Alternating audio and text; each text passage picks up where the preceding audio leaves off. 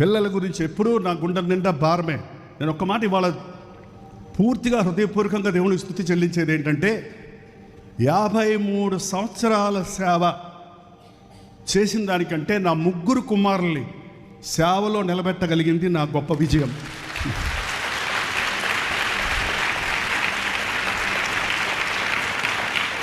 వేల మందికి, లక్షల మందికి, కోట్ల మందికి మనం ఆశీర్వాదకరంగా ఉన్న మన కడుపున పుట్టిన బిడ్డలను సాతానికి అప్పగించుకుంటే, సంపాదించుకోలేకపోతే అంతకంటే విఫలమైన సేవ మరొకటి లేదు.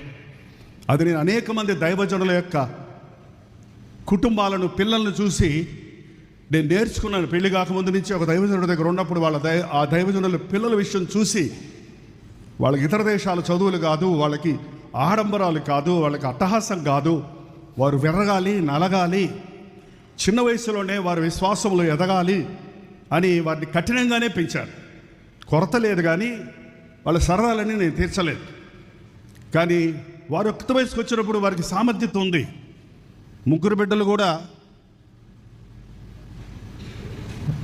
ఆజానుబాహులు, అందమైన వారు, రకరకాల తలాంతులు కలిగిన వాళ్ళు. అసలు లోకంలోకి వెళ్తే ఈ పాటికి ఎక్కడో ఉండేవారు వాళ్ళు. ఎక్కడో అంటే ఆ నరకానికి దగ్గరలో.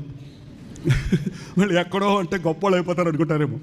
మనుషుల దృష్టిలో ఒకవేళ ధనవంతులుగా, సెలబ్రిటీస్గా ఉండొచ్చేమో, కానీ ఇవాళ దేవుని దృష్టిలో గొప్పవారుగా ఉన్నారండి.